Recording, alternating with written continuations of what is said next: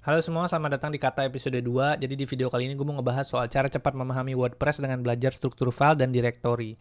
Nah, lebih spesifiknya gue pengen kasih contoh apa sih yang terjadi dengan WordPress kalau misalnya kita install plugin, install theme, upload file, terus library apa aja gitu yang ada di WordPress. Nah, dengan cara kita memahami konsep struktur file dan directory ini, harapannya adalah kita jadi bisa memahami cara kerja WordPress gitu. Dan kemudian nanti kita bisa, kalau misalnya kita mau uh, membuat plugin atau membuat tim ke depannya jadi bisa lebih mudah gitu karena kita tahu gitu cara kerja WordPress tuh kayak gimana gitu.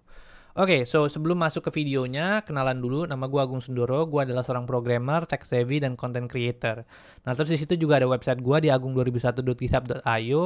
Jadi di dalamnya ada banyak sosial media gue ya. Jadi ya mungkin kita bisa follow-followan, terus sharing-sharing bareng dan kolaborasi di situ.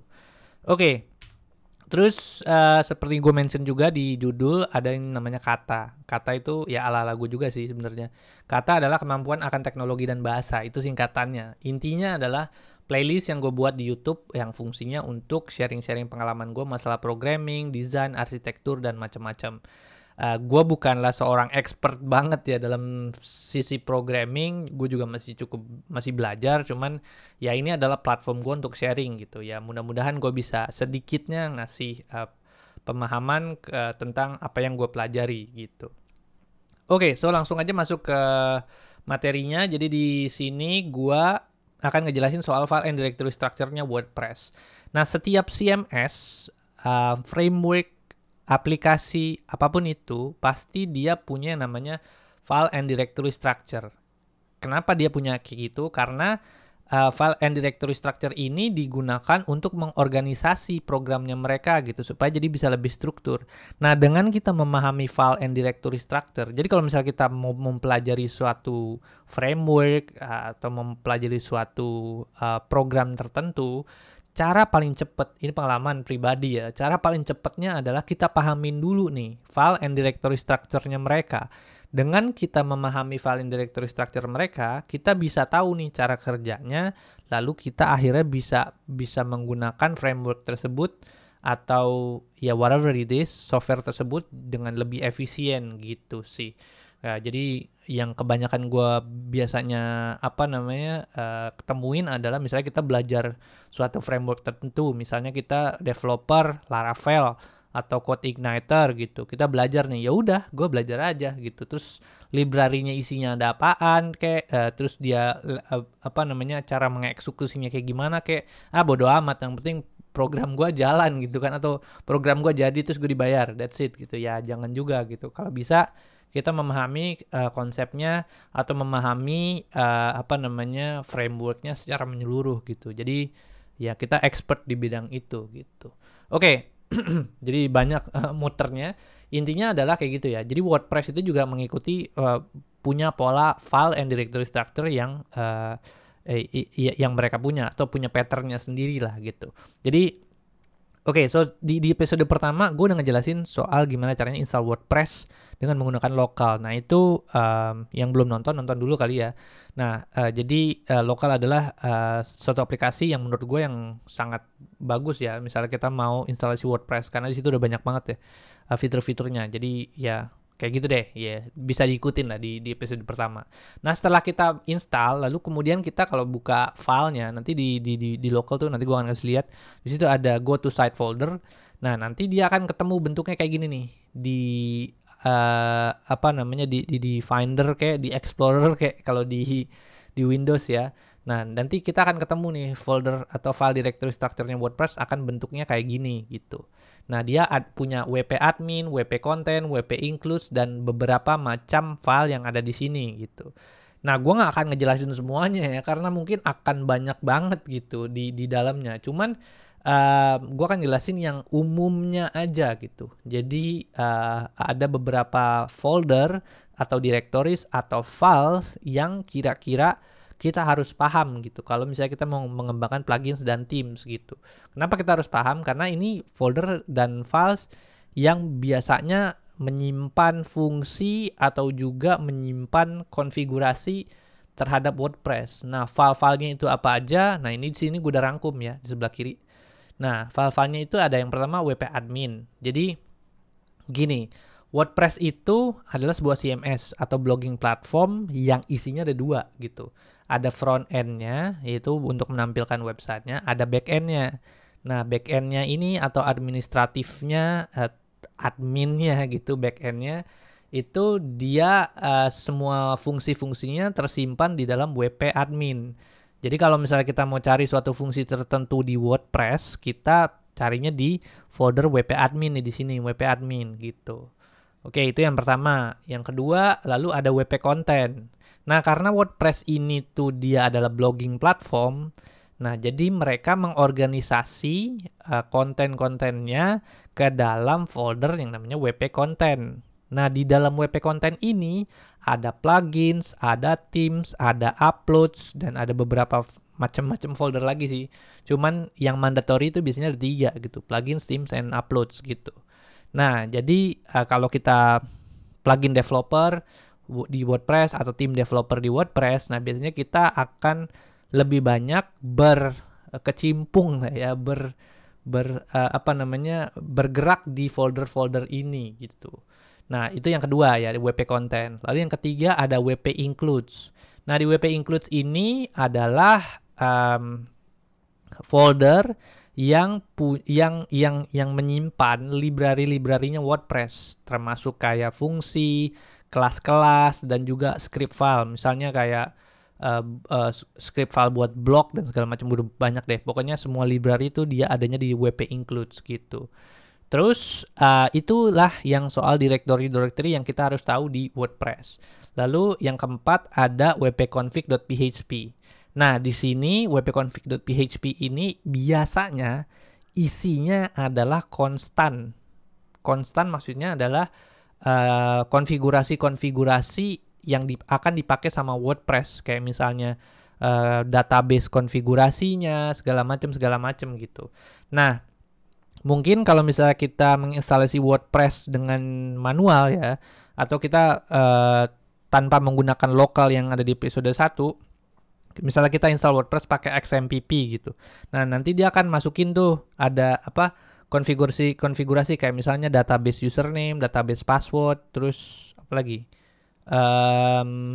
Ya macam-macam sih gitu. Terus ada database username, database password, terus nama databasenya gitu-gitu kan. Nah, itu nanti akan disimpan ke dalam wp strip-config.php gitu. Nah, selain itu juga dia akan menyimpan ini ya, ada security keys dan juga ada banyak-banyak file penting gitu, debug dia mau dinyalain apa enggak gitu. Dia nanti akan disimpan di wp config gitu. Nanti gua akan kasih lihat juga. Nah, terus di sini juga ada htaccess. Sebenarnya ini tergantung ya. Kalau htaccess itu tergantung server kita pakainya apa. Kalau pakai Nginx mungkin bukan pakai htaccess ya.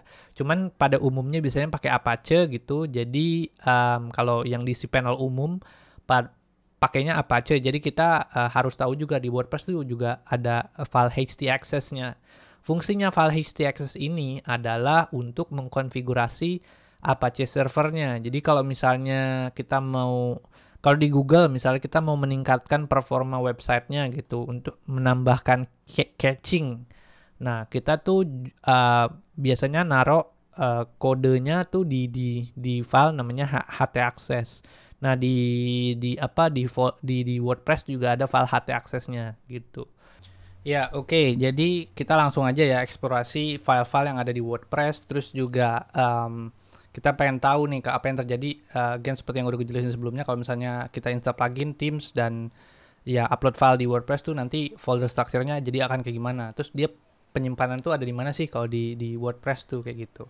Nah, tapi sebelum kita ke sana atau melakukan eksplorasi, gue sih encourage banget ya buat developer ya untuk buka juga GitHub-nya gitu. Jadi supaya tahu gitu perkembangannya WordPress tuh sampai mana aja, siapa aja sih yang berkontribusi, terus apa aja sih enhancement atau fitur-fitur yang baru yang sedang dikerjakan sama teman-teman atau komunitas-komunitas WordPress gitu. Jadi itu bisa diakses ya di github.com/wordpress/wordpress gitu. Nah, nanti ini akan gue taruh juga sih foldernya linknya di description di bawah gitu. Terus karena file di WordPress atau folder structures di WordPress itu file-filenya tuh udah banyak banget ya. Jadi gue nggak akan ngejelasin satu-satu. Ini juga ada di WordPress Codex, itu penjelasannya secara merinci setiap file tuh di dalam WordPress tuh fungsinya buat apa aja gitu. Ini ya bisa dibaca sendiri ya nanti gitu. Oke, so jadi langsung aja kita ke case-nya. Jadi yang pertama adalah waktu pas pertama kali kita install WordPress, nanti kan dia akan tampilannya kayak gini ya. Buat yang belum nonton soal gimana cara install WordPress, bisa nonton episode 1 lagi, balik lagi again. Di situ udah gue jelasin soal gimana caranya install WordPress menggunakan local. Nah, dia biasanya akan bentuknya kayak gini gitu. Nah, tinggal diaktifin aja, terus nanti dia lo bisa akses di komputer lo dengan URL youtube.local, kalau lo kasih namanya YouTube lah, atau nama website lo .local gitu.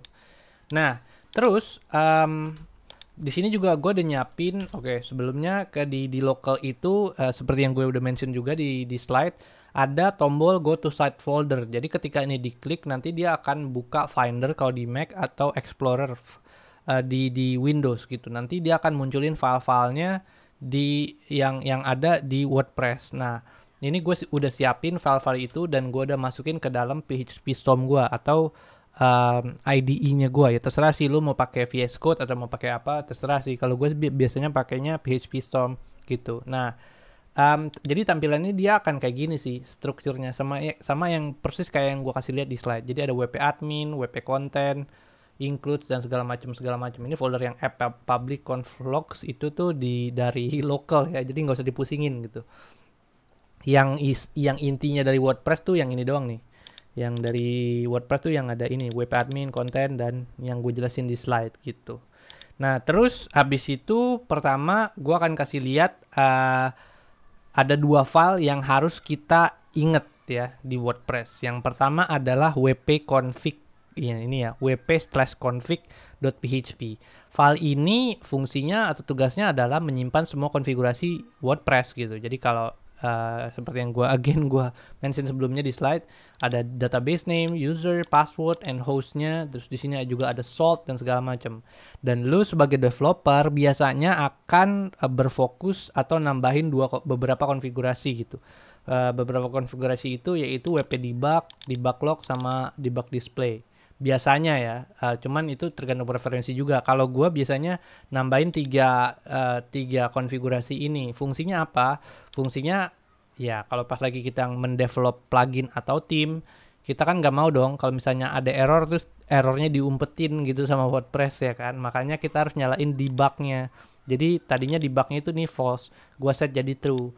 Kalau wp debug log fungsinya ya buat ngelog debugnya. Jadi kalau ada error dia masukin errornya itu ke dalam file. Nanti lah gue jelasin lagi. Cuman intinya biasanya konfigurasi ini yang dipakai gitu. Nah, di wp-config ini kita juga bisa mendefinisikan konfigurasi kita sendiri yang bisa diakses dimanapun gitu. Mau kita bikin plugin atau themes, ada konfigurasi yang spesifik ke website tertentu, kita bisa tambahin juga di sini. Misal contohnya ya, kita pengen nambahin satu konfigurasi yang hanya ada di website ini gitu. Bisa juga misalnya define, kita tinggal tulis define, lalu nama konfigurasinya apa. Misalnya ya, konfigurasi YouTube gitu kan, YouTube key atau apalah terserah gitu kan namanya. Nah di sini ada ya gitulah random key-nya gitu kan, kayak gitu bisa juga.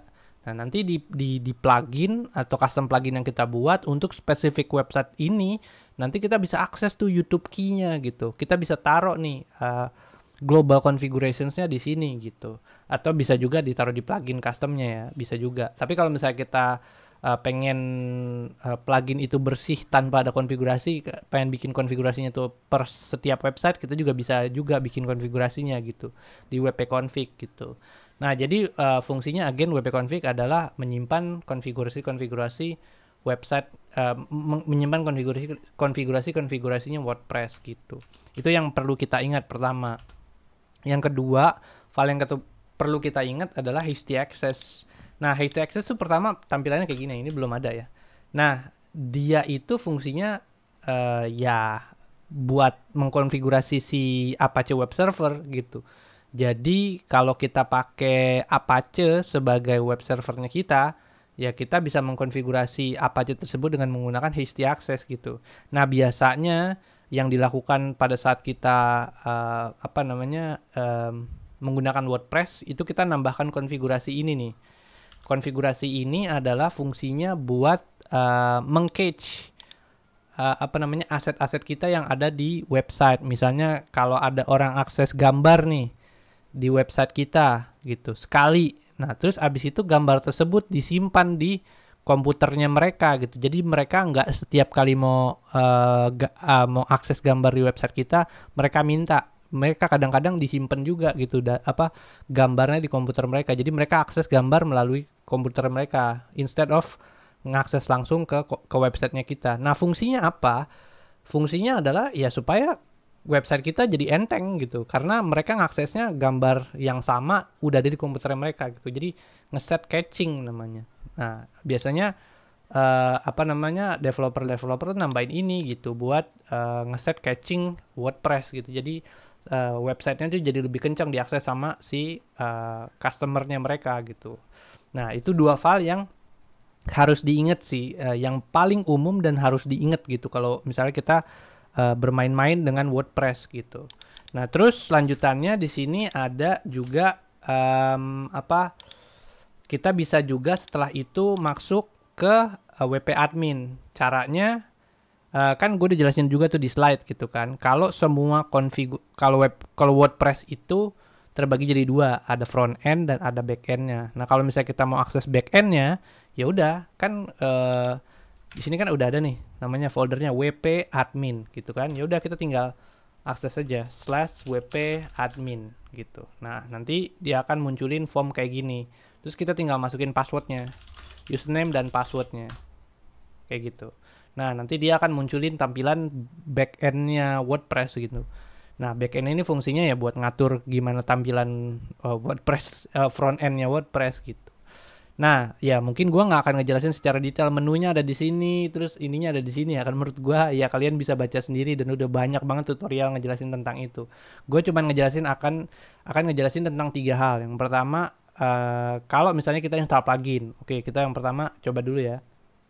Kalau kita install plugin, nah di sini pertama nggak ada pluginnya.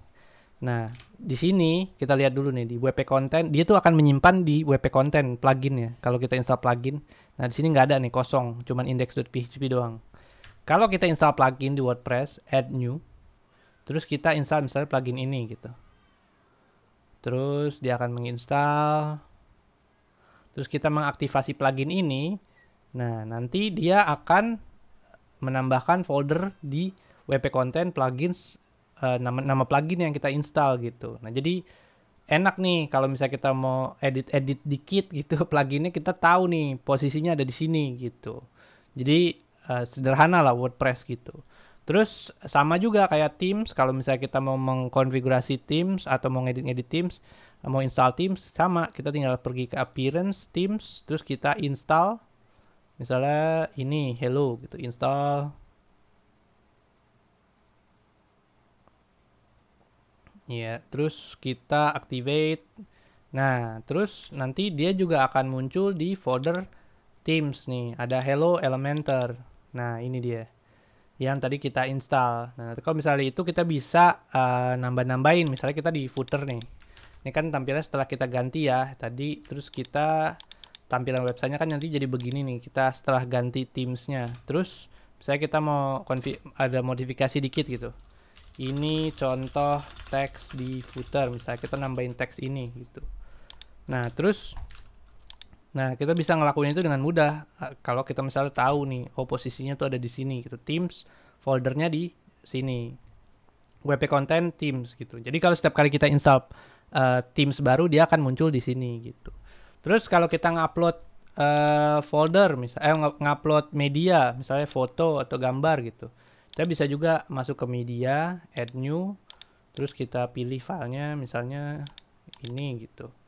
Terus, nah ini kan kita ngupload file. Nanti juga dia akan masuk ke folder WP Content, terus masuk ke folder uploads. Nah, struktur folder uploads itu selalu tahun dulu, bulan sekarang, terus abis itu filenya. Nah, terus pertanyaannya kenapa dia tuh, kan filenya cuma 1, kenapa dia ada 6 di sini? 3 ya, 3, 6, ada 6 file. Nah, jadi WordPress memang kayak begitu. Jadi dia ketika ngupload satu gambar, dia akan memecah itu gambarnya jadi 6 file berbeda. Jadi nge-cut gitu. Jadi ada ukuran 150, 150, ya dan seterusnya gitu. Fungsinya apa? Ya fungsinya buat, karena kan WordPress itu kan blok ya. Jadi mereka pasti punya ukuran yang berbeda-beda untuk setiap layar. Misalnya kita ngakses websitenya di handphone gitu kan, segala macam kan ukurannya berbeda tuh. Ada yang 150, ada yang 300, ya ukurannya ada yang large, medium, small kayak gitu-gitu kan. Nah, itu nanti akan digunakan sama WordPress untuk supaya websitenya jadi lebih cepat gitu dengan ngeload gambar yang lebih kecil gitu. Jadi kalau kita ngupload satu gambar di WordPress, dia akan pecah jadi 6 gambar gitu. Ini tergantung size-nya kalau kita ngatur. Cuman ya di luar lingkup video inilah biar lebih enteng. Kayak gitu sih. Nah, itulah folder yang kita harus ingat. Jadi ada WP admin, WP content, isinya kayak gitu. Kalau kita install plugin, install theme, terus ngupload gambar. Nah, terus juga di sini ada WP includes ya. WP includes itu isinya adalah library-library WordPress gitu. Nah, gua akan kasih satu yang paling umum nanti pasti dipakai, yaitu kelas WP Post. Nah, kadang kita juga harus inget nih, yang seperti yang gue bilang di slide sebelumnya, pasti kita akan menggunakan fungsi-fungsi si WordPress gitu. Jadi kadang-kadang kita baca juga nih, kalau misalnya ada kelas-kelas kayak gini, kalau lagi iseng baca juga, oh isi filenya tuh ada apa sih? Kelas WP Post tuh isinya apa sih gitu. Nah, ini di sini nanti semua menjabarkan semua fungsi-fungsi dan kelasnya si WordPress gitu. Jadi kalau misalnya kita, misal contoh nih, ini gue ngoding ya, tapi telan mentah-mentah aja ya, maksudnya tidak perlu dipahami coding itu maksudnya apa. Nih misalnya gue nambahin ini, misalnya ini telan mentah-mentah aja, nanti gue akan bikin video lagi soal gimana caranya bikin plugin ya. Misalnya